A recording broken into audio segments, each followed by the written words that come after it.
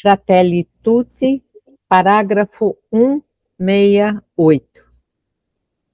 O mercado, por si só, não resolve tudo, embora às vezes nos queiram fazer crer nesse dogma de fé neoliberal.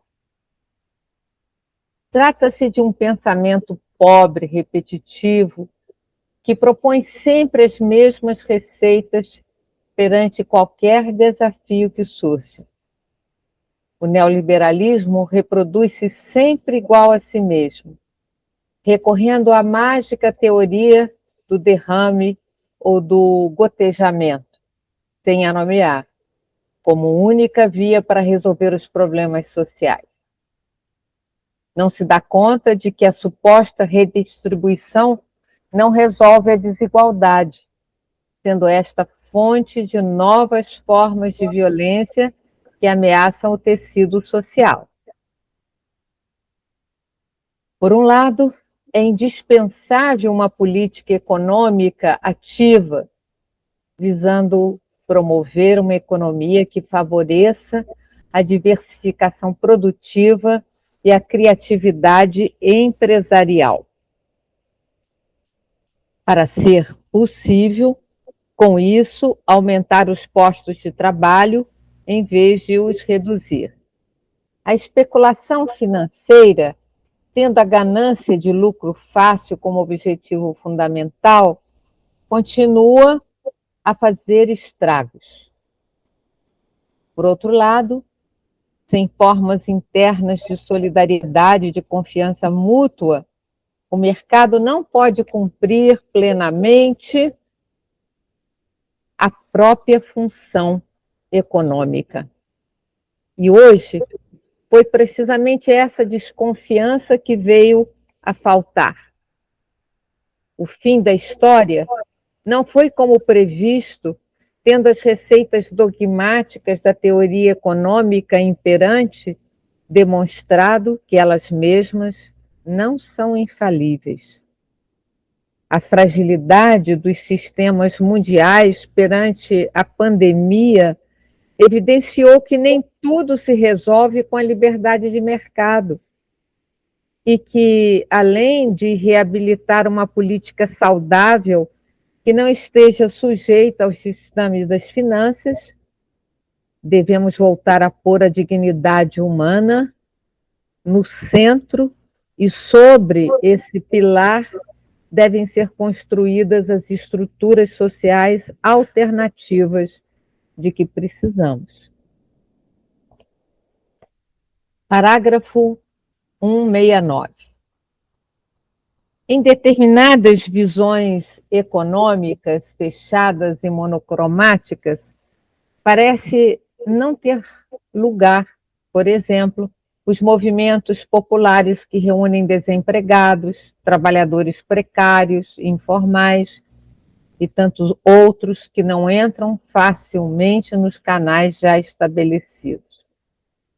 Na realidade, criam variadas formas de economia popular e de produção comunitária.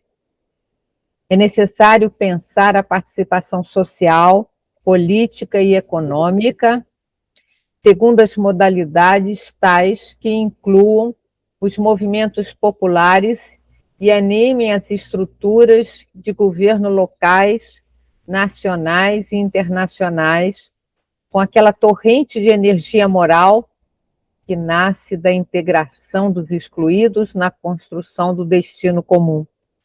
E, por sua vez, se incentive a que esses movimentos, estas experiências de solidariedade que crescem debaixo do subsolo do planeta, fluam, sejam mais coordenados, se encontrem. Mas fazê-lo sem trair o seu estilo característico, um processo, porque são semeadores de mudanças, promotores de um processo para o qual convergem milhões de pequenas e grandes ações interligadas de modo criativo, como numa poesia.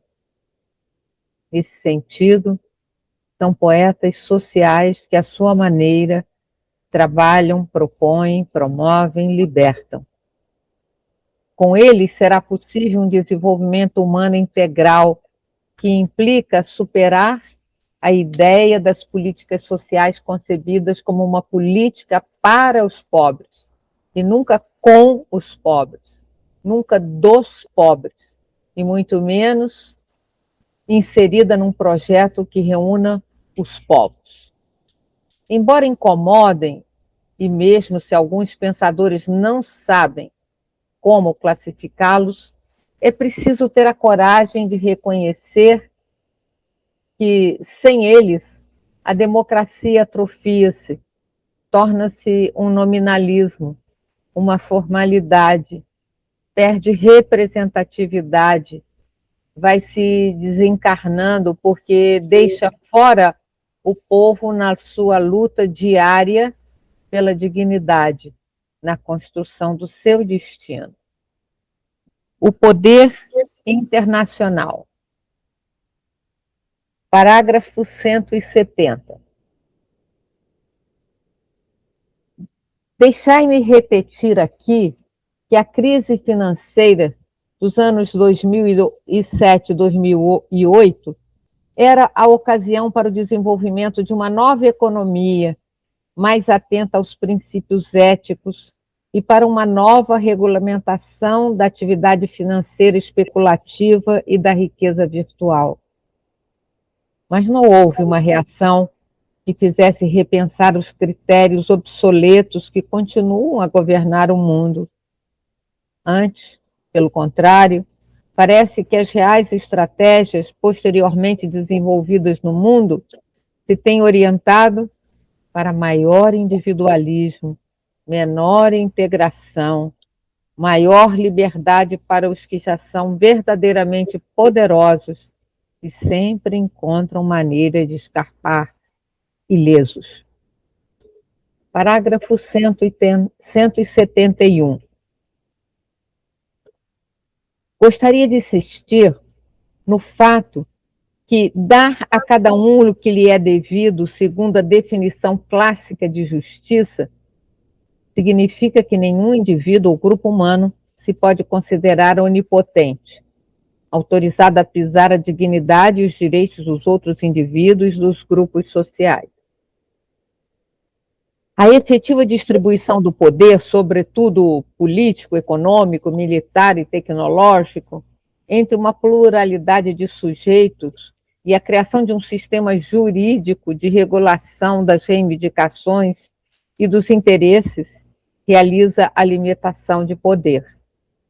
Mas, hoje, o panorama mundial apresenta-nos muitos direitos falsos e, ao mesmo tempo, amplos setores sem proteção, vítimas inclusivamente de um mau exercício do poder. Parágrafo 172. O século XXI assiste a uma perda de poder dos Estados nacionais, sobretudo porque a dimensão econômico-financeira de caráter internacional tende a prevalecer sobre a política. Nesse contexto, torna-se indispensável a maturação de instituições internacionais mais fortes, eficazmente organizadas, com autoridades designadas de maneira imparcial, por meio de acordos entre governos nacionais e dotadas de poder de sancionar.